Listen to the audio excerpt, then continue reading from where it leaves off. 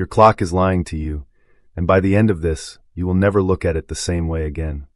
Every second ticking on your screen right now feels precise, dependable, absolute.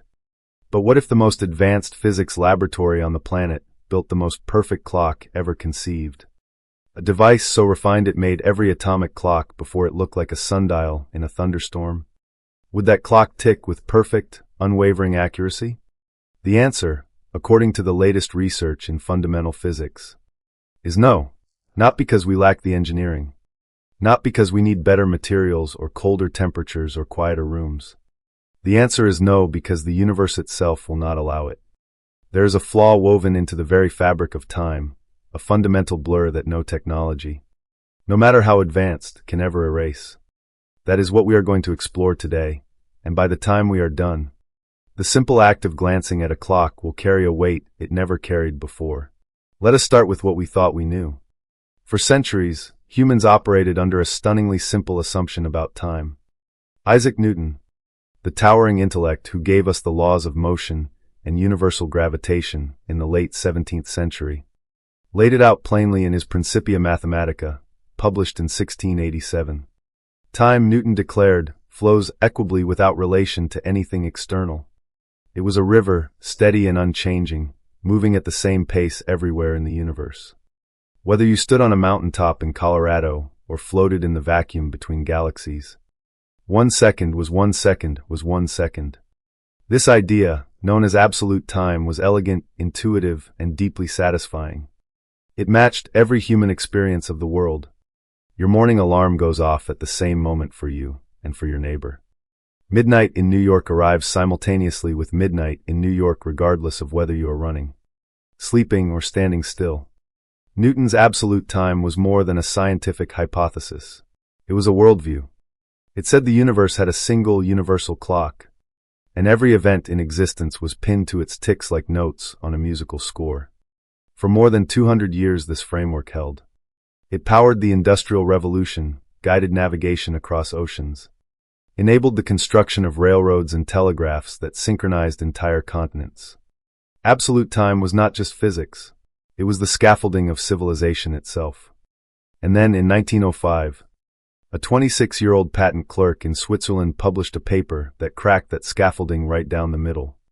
His name was Albert Einstein, and his paper introduced the special theory of relativity to the world.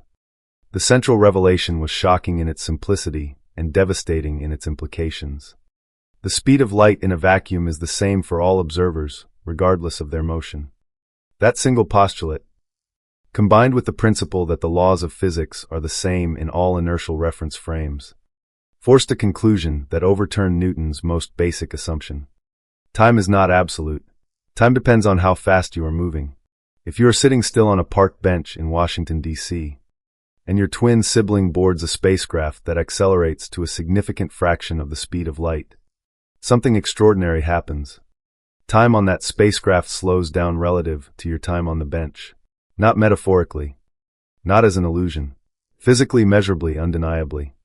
If your twin travels at 90% of the speed of light for what feels to them like 5 years, when they return to Earth, they will find that more than 11 years have passed for you. They will be younger than you. Their cells will have aged less. Their clocks will show fewer elapsed seconds.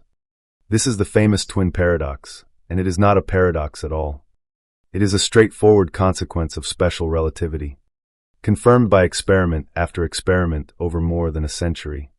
One of the most famous confirmations came in 1971 when two American physicists, Joseph Haffel and Richard Keating, placed 4 cesium-beam atomic clocks aboard commercial airliners and flew them around the world, once eastward and once westward.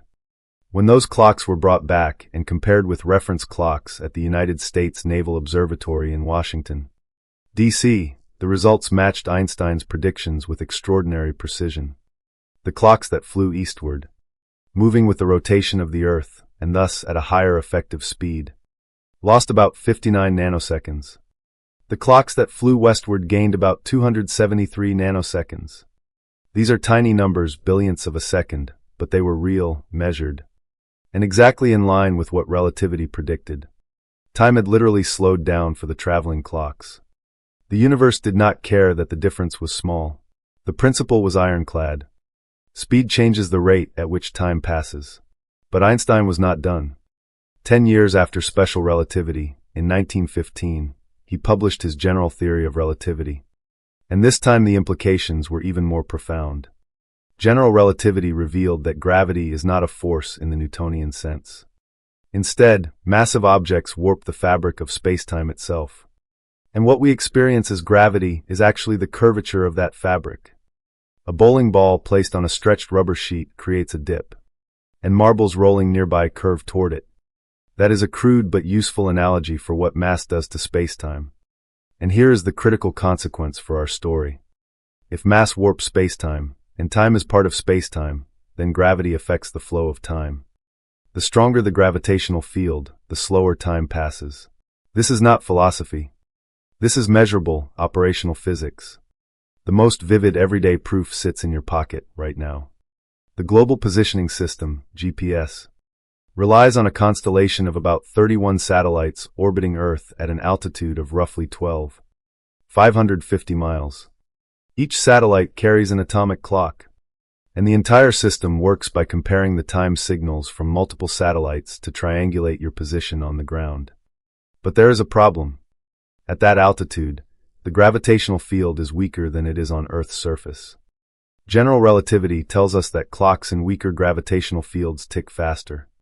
Specifically, the satellite clocks gain approximately 38.6 microseconds per day relative to clocks on the ground.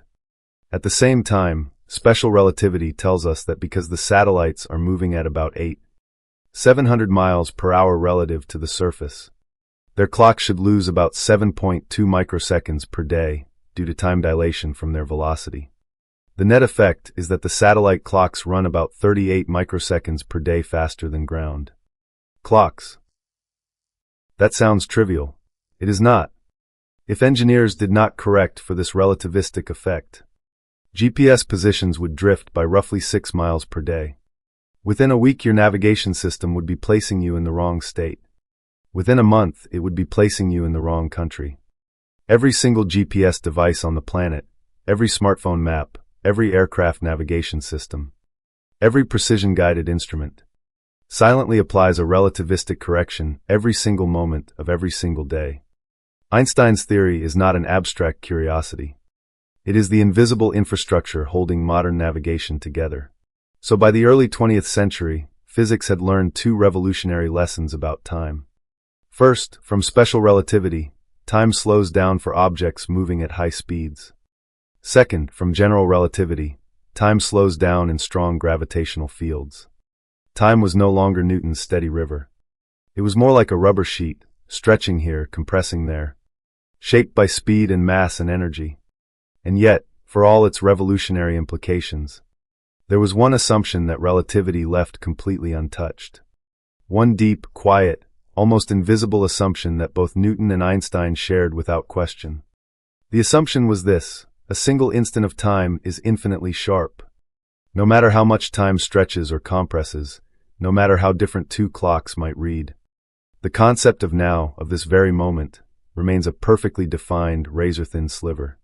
You can specify a moment with arbitrary precision. May 9th, 2026, 3:17 and 23 seconds in the afternoon. 0.000000, and so on, out to as many decimal places as you like. The moment is a point, a mathematical point, infinitely thin, infinitely precise, infinitely well-defined. Newton believed this. Einstein believed this. Every equation in classical physics and general relativity depends on this. And for most of the 20th century, no one had any reason to question it. But there was another revolution brewing. One that started in the same era as relativity and would ultimately challenge this assumption in ways no one anticipated. That revolution was quantum mechanics. And its implications for the nature of time are where our story truly begins to get strange. Quantum mechanics emerged in the first decades of the 20th century as physicists attempted to understand the behavior of matter at the smallest scales. What they found defied every intuition built by centuries of classical physics. At the scale of atoms and subatomic particles, The world does not behave like a collection of tiny billiard balls following predictable paths. Instead, particles exist in a state of fundamental indefiniteness. An electron orbiting an atomic nucleus does not have a single, well-defined position at any given moment. Instead, it exists as a probability cloud, a smeared-out wave of potential locations, described by a mathematical object called the wave function. The wave function tells you the probability of finding the electron here or there if you look for it. But until you actually look, the electron is not at any particular place. It is in a superposition of many places simultaneously. This is not a statement about our ignorance. It is not that the electron is really at some definite position, and we just do not know where. The mathematics is unambiguous. Before measurement, the electron genuinely does not have a definite position. It exists as a spread of possibilities, a quantum ghost inhabiting many locations at once. This superposition principle extends to all quantum properties. A radioactive atom can be in a superposition of decayed and not decayed. A photon can be in a superposition of traveling along two different paths simultaneously. A particle can spin clockwise and counterclockwise at the same time. The strangeness is not peripheral. It is the core of the theory. The most famous thought experiment illustrating this strangeness is Schrödinger's cat, proposed by Austrian physicist Erwin Schrödinger in 1935. Imagine a sealed box containing a cat, a vial of poison, a radioactive atom, and a mechanism that breaks the vial if the atom decays. Quantum mechanics says the atom is in a superposition of decayed and not decayed until someone checks. But if the atom is in superposition, then the mechanism is in a superposition of triggered and not triggered. The vial is in a superposition of broken and intact. And the cat is in a superposition of alive and dead.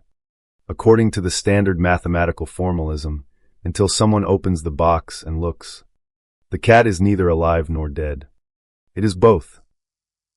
This thought experiment was originally intended as a critique, a way of highlighting how absurd quantum mechanics seems when extended to everyday objects. But the mathematics insisted, and experiment after experiment confirmed the underlying principles. Superposition is real. Now here is where the deepest trouble emerges. If quantum systems exist in superpositions until they are measured, what exactly constitutes a measurement? When does the fuzzy quantum world of probabilities snap into the sharp classical world of definite outcomes? This is the measurement problem, and it is arguably the single most contentious unresolved issue in the foundations of physics. It has haunted the discipline for nearly a century. In the standard Copenhagen interpretation of quantum mechanics, developed primarily by Niels Bohr and Werner Heisenberg in the late 1920s, the answer is essentially pragmatic. When a quantum system interacts with a macroscopic measuring device, the wave function collapses into a single outcome. But this answer raises more questions than it settles. What counts as macroscopic? How big does a measuring device have to be? Does the observer's consciousness play a role? Is there a sharp boundary between the quantum world and the classical world? And if so, where is it? The Copenhagen interpretation offers no clear answers to any of these questions. It works spectacularly well as a calculational tool. Physicists use it every day to make predictions that match experiments to extraordinary precision. But as a description of what is actually happening in nature, it leaves an enormous gap. The measurement problem is not a minor technical quibble. It sits at the very heart of our understanding of physical reality. And it is precisely this gap that opened the door to a radical new class of theories.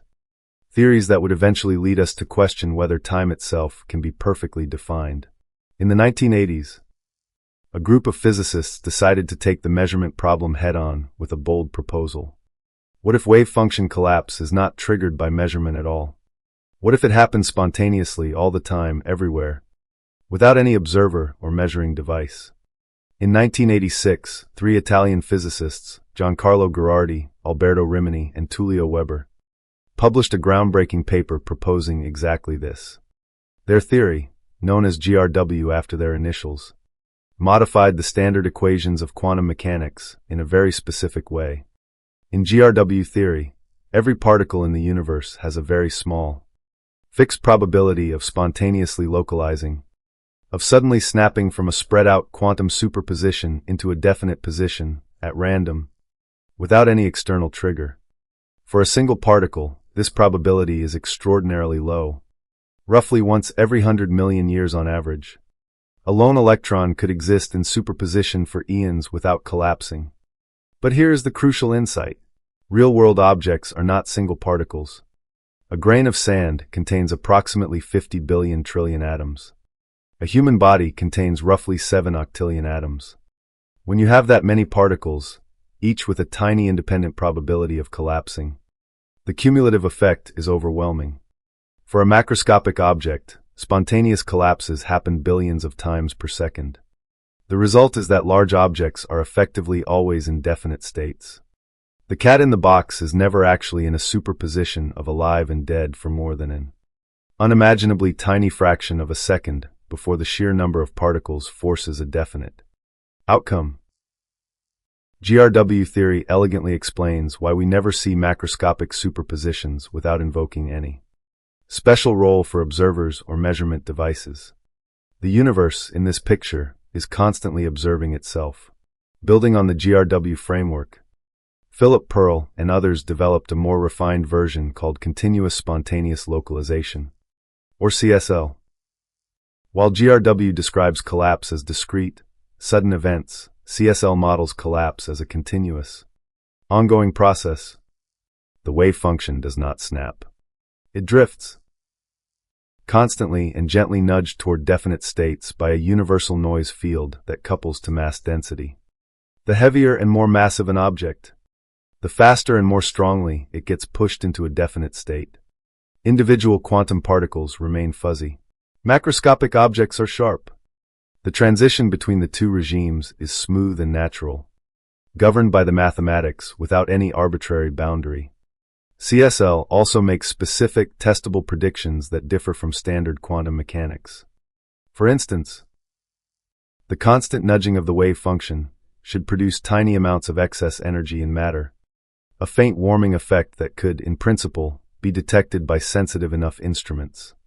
Experiments searching for this signature have been running for years at facilities around the world, and while they have not yet confirmed the effect, they have placed increasingly tight constraints on the parameters of the model, narrowing the range of possibilities and pushing the theory toward the edge of detectability. Around the same time that GRW and CSL were being developed, another line of thinking was converging on the same territory from a completely different direction. In 1996, the Hungarian physicist Lajos Diósi and, independently, the British mathematical physicist Sir Roger Penrose proposed that gravity itself might be the cause of wave function collapse. Their reasoning was elegant and deeply physical. Consider a massive object in a quantum superposition of two different positions. According to general relativity, each position corresponds to a slightly different curvature of spacetime. So the superposition of the object implies a superposition of two different spacetime geometries. Diósi and Penrose argued that nature cannot tolerate such ambiguity in the structure of spacetime. For long, the gravitational self-energy associated with maintaining two conflicting spacetime geometries creates an instability that forces the superposition to collapse into one definite state. The more massive the object and the more spatially separated the superposition components, the faster the collapse. This Diósi-Penrose model provided a physical mechanism for collapse, gravity, that was absent from the original GRW and CSL frameworks. And it carried a tantalizing implication. If gravity drives collapse, then collapse is not just a quantum mechanical phenomenon. It is a gravitational phenomenon. And that means it connects the two great pillars of modern physics, quantum mechanics and general relativity, in a way that neither theory alone can achieve. Now let us take a detour into a seemingly unrelated question, one that turns out to be anything but. How precise can a clock be? Not a specific clock, not the best clock we have built, but any conceivable clock, operating under the laws of physics as we understand them. Is there a fundamental limit to the precision of timekeeping? This question was investigated decades ago by three physicists, Helmut Salecker, Eugene Wigner, and Frigyes Karalihesi. Their analysis, now known as the Salecker-Wigner-Karalihesi clock argument, used nothing more than the basic principles of quantum mechanics and general relativity to derive a startling result. The argument proceeds in 2 steps, each simple on its own, devastating in combination. Step 1 comes from quantum mechanics. Specifically, from Heisenberg's uncertainty principle, one of the most fundamental results in all of physics. Formulated by Werner Heisenberg in 1927. The uncertainty principle states that certain pairs of physical properties cannot both be known to arbitrary precision simultaneously. The most famous pairing is position and momentum. The more precisely you know where a particle is, the less precisely you can know how fast it is moving, and vice versa. But there is another pairing that is crucial for our purposes: energy and time. The energy-time uncertainty relation tells us that the more precisely you want to define a time interval, the more precisely you need to know the energy of the system marking that interval. A clock, at its most basic, is a system that transitions between energy states at a regular rate. The precision of those transitions, and therefore the precision of the clock, depends on how sharply defined the energy levels are. And for the energy levels to be sharply defined, the clock needs to have sufficient mass. More mass means more sharply defined energy states, which means more precise ticking. So the first lesson is clear. If you want a more precise clock, make it heavier. Step 2 comes from general relativity. Mass curves spacetime. A more massive clock creates a stronger gravitational field in its immediate vicinity. And as we have already discussed, a stronger gravitational field means time passes differently. The clock's own mass distorts the flow of time around itself. The heavier the clock, the more it warps its own local spacetime, and the more its readings are contaminated by its own gravitational influence. So the second lesson contradicts the first. If you make the clock heavier to improve quantum precision, you simultaneously degrade its accuracy through gravitational self-distortion. The result is a fundamental trade-off. If the clock is too light, quantum uncertainty blurs its ticks. If the clock is too heavy, gravitational self-interaction blurs its ticks. There is an optimal mass in between, but even at that optimal mass, the clock cannot achieve perfect precision. There is a floor, a fundamental minimum uncertainty in any clock's reading that cannot be reduced by any means. This is not a statement about human limitations.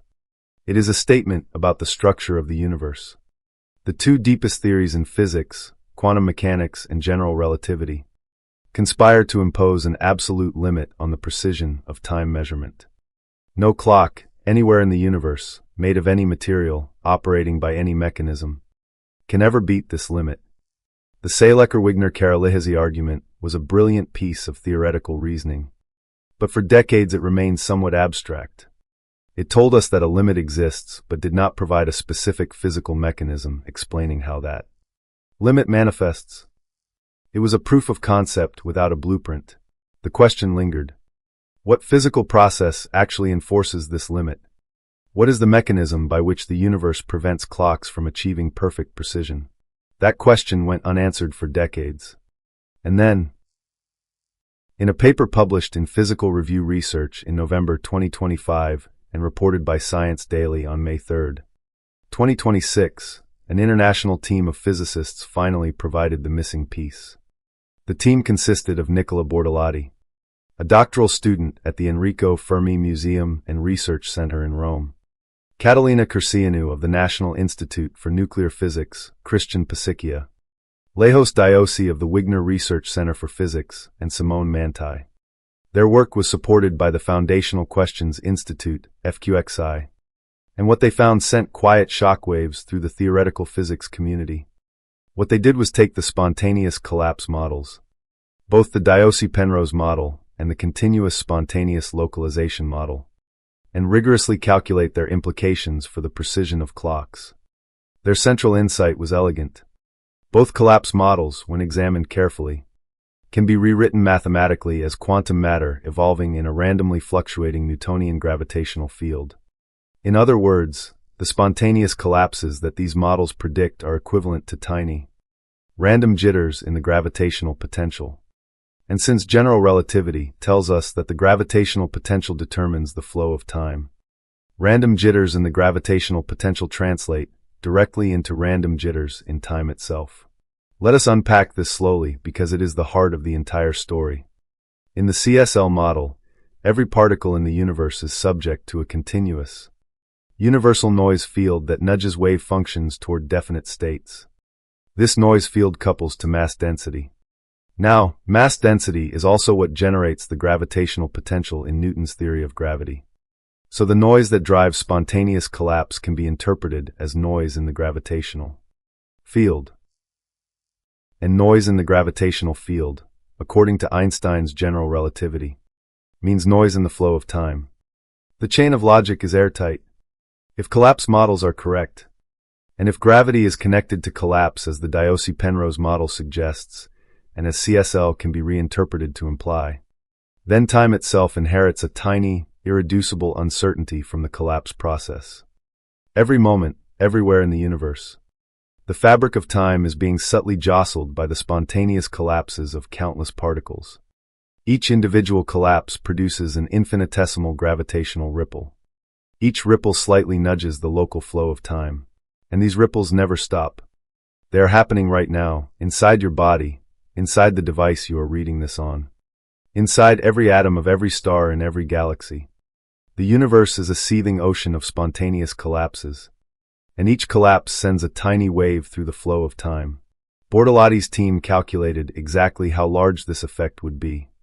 For the CSL model, using the standard parameters discussed in the literature, the time uncertainty that would accumulate in an optimally sensitive clock running for 1 year amounts to approximately 1/10,000,000 trillion trillionth of a second. That is a number so small it makes the Planck time look accessible by comparison. To put it in perspective, the best atomic clocks in the world today, the optical lattice clocks at the National Institute of Standards and Technology, NIST, in Boulder, Colorado, can measure time to a precision of about 1 part in 10 to the 18th power, roughly 1 second of drift over the age of the universe. They are astonishing instruments, among the most precise devices humans have ever built, and they are nowhere near sensitive enough to detect the time uncertainty predicted by collapse models. The predicted effect is many orders of magnitude smaller than anything current or foreseeable technology can measure. For the Diossi-Penrose model, the predicted uncertainty is even smaller than the CSL prediction. This might seem like a disappointing result. If the effect is so small that we cannot measure it, why does it matter? The answer is that the significance is not practical but foundational. What Bortolotti and his colleagues have shown is that if spontaneous collapse models correctly describe nature, then time itself is fundamentally fuzzy. Not fuzzy because our clocks are imperfect. Not fuzzy because the environment introduces noise. Fuzzy because the laws of physics require it. This is a statement about the architecture of reality, not about the limitations of our instruments. It means that the concept of now, of this precise instant, is not perfectly sharp. At the most fundamental level, every moment has a tiny spread, a width, a blur. The razor-thin sliver that Newton imagined and Einstein preserved is, in fact, a gossamer smear. And this smear is not a deficiency. It is a feature. It arises from the deepest known interplay between quantum mechanics and gravity, the two most successful and most stubbornly incompatible theories in the history of science. Let us think carefully about what this means for our understanding of time. There is a popular notion that time might be quantized, divided into discrete, indivisible chunks, like pixels on a screen. The most commonly cited candidate for this minimum chunk is the Planck time, approximately 5.39 times 10 to the negative 44th power of a second. The Planck time emerges from dimensional analysis by combining the 3 fundamental constants of nature: the gravitational constant g, the reduced Planck constant, and the speed of light c. It represents the timescale at which quantum gravitational effects are expected to become dominant, and below which our current theories break down entirely. Many popular descriptions of the Planck time describe it as the smallest possible unit of time, the pixel of the temporal display. In this picture, time is like a movie, apparently smooth but actually composed of discrete frames, each lasting 1 Planck time. Between frames, nothing happens. Time jumps discontinuously from one instant to the next like a flipbook. But the research we are discussing paints a fundamentally different picture. The time uncertainty arising from collapse models is not about discreteness. It is not about time jumping in steps. It is about time being inherently blurry while remaining continuous. Imagine the difference between a mosaic and a watercolor painting. A mosaic is discrete. It is composed of distinct, sharply edged tiles. You can count them.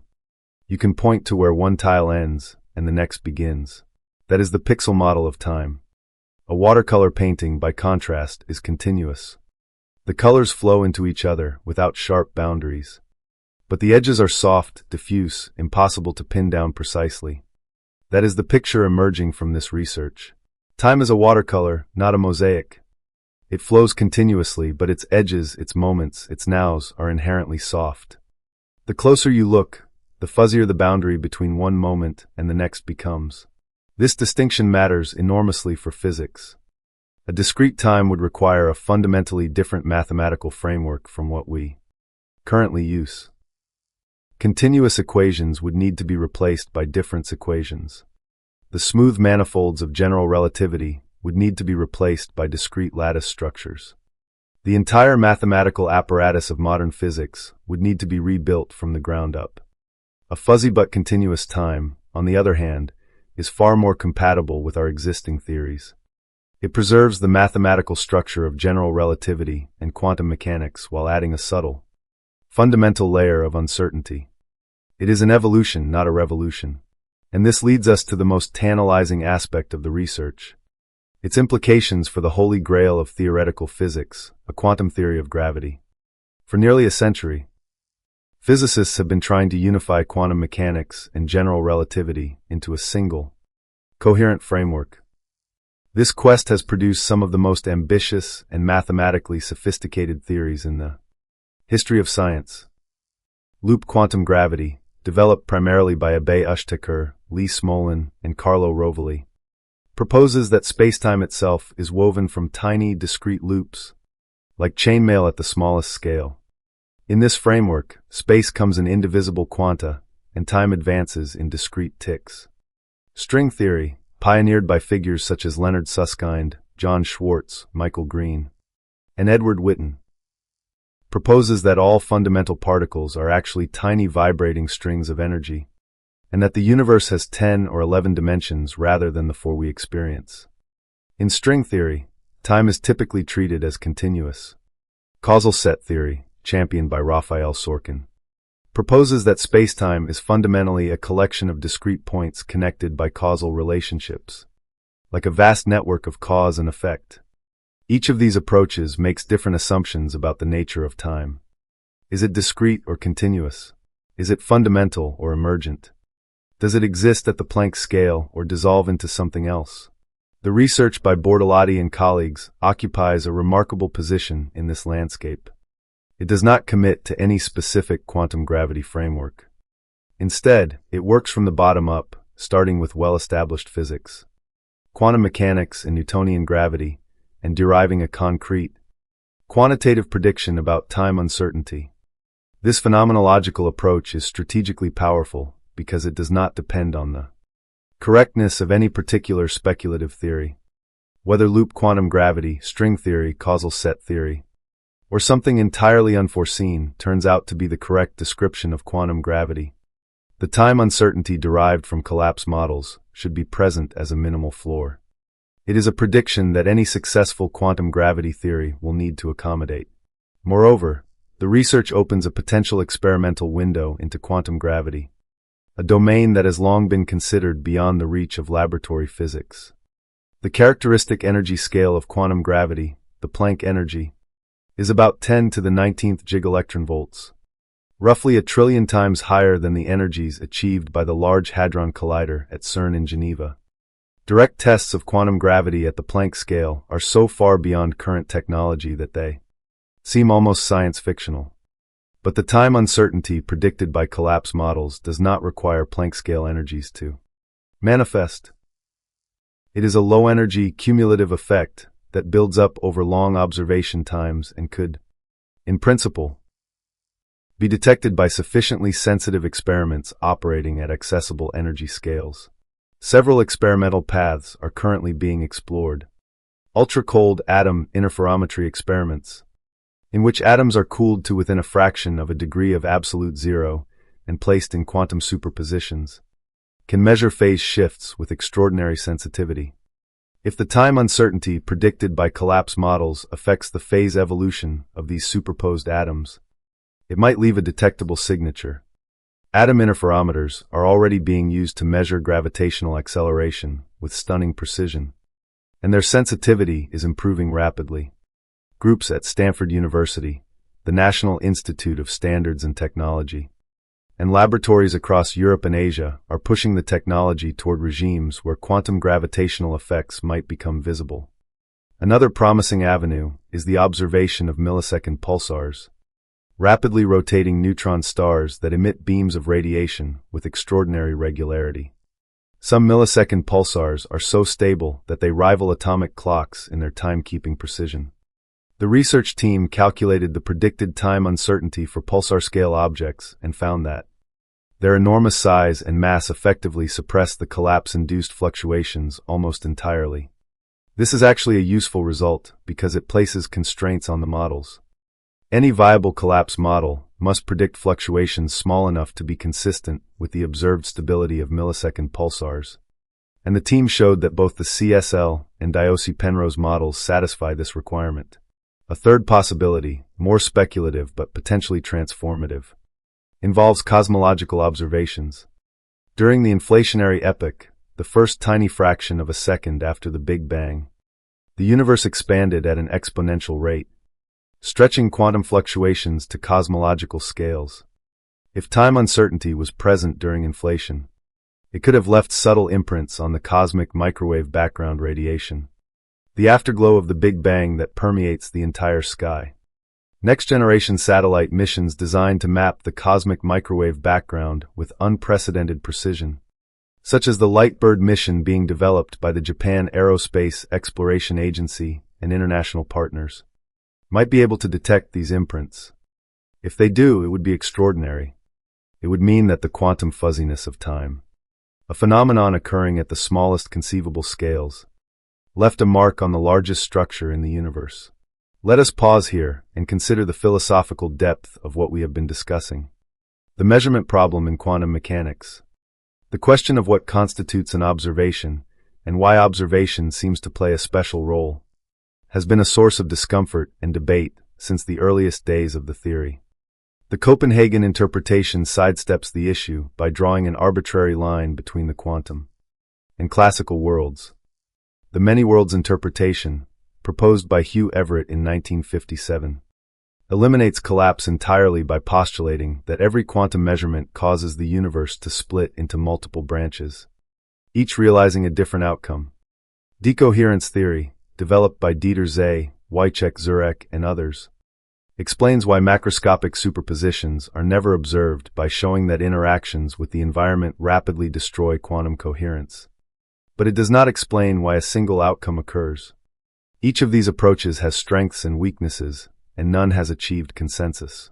Spontaneous collapse models offer something that the others do not: a physically motivated, mathematically precise, experimentally testable modification of quantum mechanics that resolves the measurement problem without invoking observers, parallel universes, or arbitrary classical quantum boundaries. The universe, in the collapse model picture, does not need anyone to look at it to behave classically. It classicalizes itself continuously, spontaneously, relentlessly. And the new research shows that this self-classicalization has a cost, a tiny, unavoidable uncertainty in the flow of time. There is a poetic quality to this result. The universe's mechanism for making itself definite, for resolving the blurriness of quantum superposition into the sharp reality of everyday experience, introduces a new and different kind of blurriness into the very medium through which experience unfolds. To achieve definiteness in space, the universe sacrifices definiteness in time. Clarity in one domain produces fog in another. It is as if the universe is playing a cosmic game of whack-a-mole with uncertainty, and the uncertainty always finds somewhere to hide. This connects to one of the deepest unsolved problems in physics: the black hole information paradox. In 1974, Stephen Hawking showed that black holes are not truly black. They emit radiation, now called Hawking radiation, due to quantum effects near the event horizon. Over immense timescales, this radiation causes the black hole to lose mass and eventually evaporate completely. But here is the problem. The information about everything that fell into the black hole, every book, every star, every particle, seems to be destroyed when the black hole evaporates. And quantum mechanics says that information can never be destroyed. It can be scrambled, shuffled, encoded beyond recognition, but never truly erased. This contradiction between the predictions of general relativity, which says information is lost inside the black hole, and quantum mechanics, which says information is always preserved, is the information paradox. It has consumed the careers of some of the greatest physicists of the last 50 years. And despite enormous progress, including concepts like holography, the ADS/CFT correspondence, and quantum extremal islands, a fully satisfactory resolution remains elusive. Now consider what happens if time itself is fundamentally uncertain. The information paradox is, at its core, a problem about what happens to information over time. If time is perfectly sharp, then the question of whether information is preserved or destroyed has a definite answer at every moment. But if time is inherently blurry, then the very question changes. The boundary between before and after the black hole evaporates is no longer perfectly defined. The moment at which information is or is not destroyed becomes itself uncertain. This does not solve the information paradox by any means, but it suggests that the paradox might be formulated in the wrong terms. Perhaps the question is not whether information is preserved, but rather how the concept of preservation needs to be modified when time itself lacks perfect definition. This is highly speculative, but it illustrates the depth of the implications of the new research. Time uncertainty is not just a quirky footnote in the physics of clocks. It touches the most fundamental questions about the nature of reality. There is another cosmological context where the fuzziness of time could play a significant role. Observations over the past 25 years have established that the expansion of the universe is accelerating. The first definitive evidence came in 1998 from two independent teams: the Supernova Cosmology Project led by Saul Perlmutter and the High-Z Supernova Search Team led by Brian Schmidt and Adam Rees. By measuring the distances and redshifts of type Ia supernovae, distant stellar explosions of a standardizable brightness, they found that the most distant supernovae were dimmer than expected, indicating that the expansion of the universe is speeding up rather than slowing down. This discovery, which earned Perlmutter, Schmidt, and Rees the 2011 Nobel Prize in Physics, implies the existence of a mysterious component of the universe, dubbed dark energy, that constitutes roughly 68% of the total energy content of the cosmos and drives the acceleration. If the acceleration continues indefinitely, as current models suggest, the universe is heading toward a state known as de Sitter space, a universe dominated by dark energy in which galaxies recede from each other at an ever-increasing rate.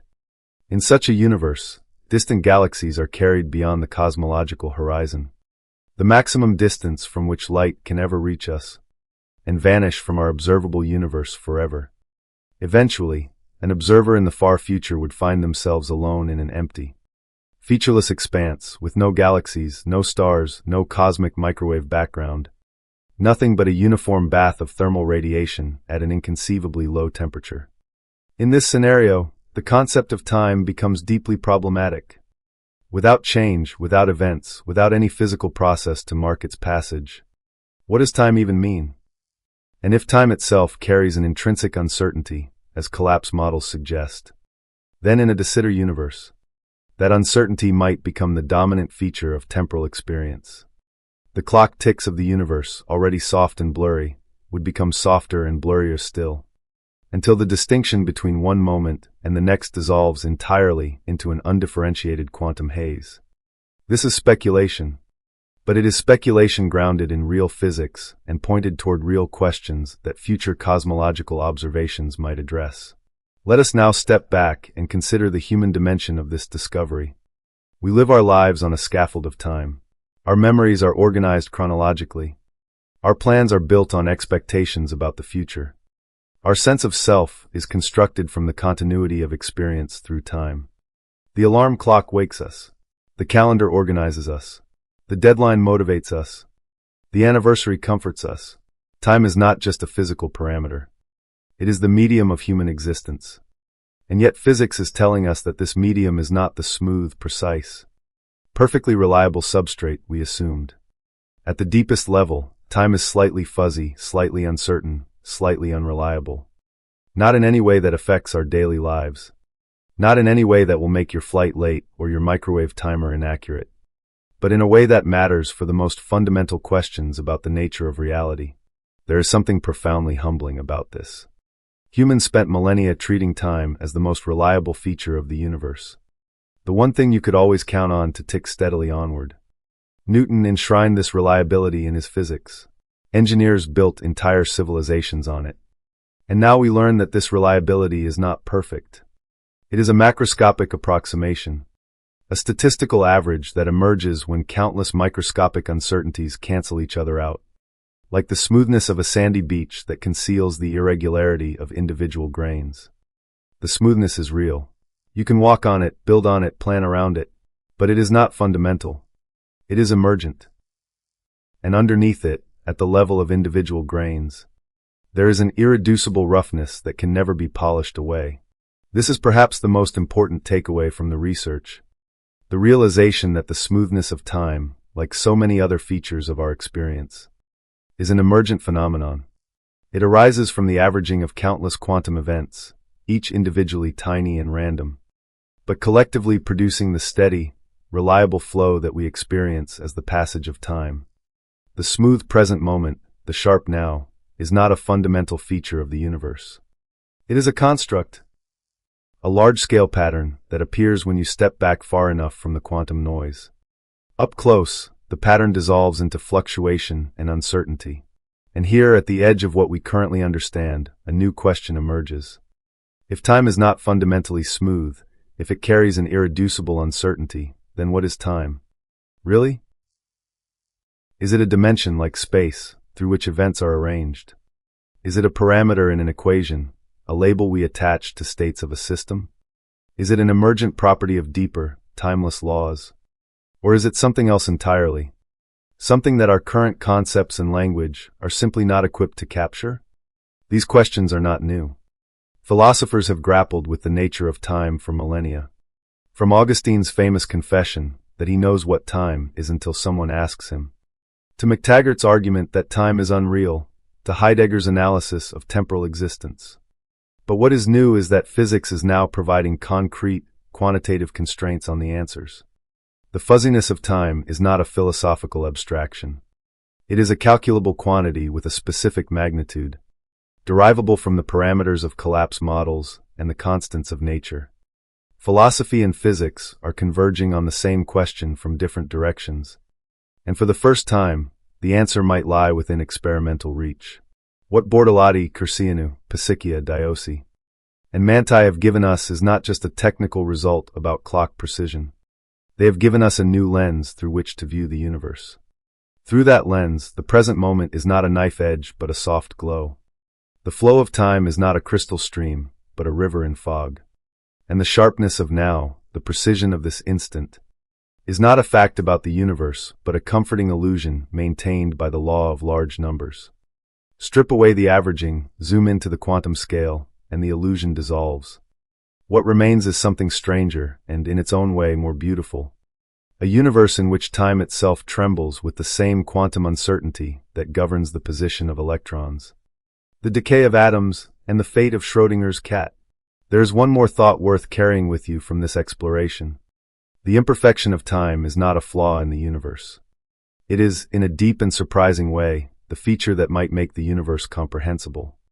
A universe with perfectly sharp time, perfectly defined instants, perfectly precise clocks, would be a universe in which quantum mechanics and general relativity fit together seamlessly, leaving nothing to discover, no tension to resolve, no gap through which new understanding could enter.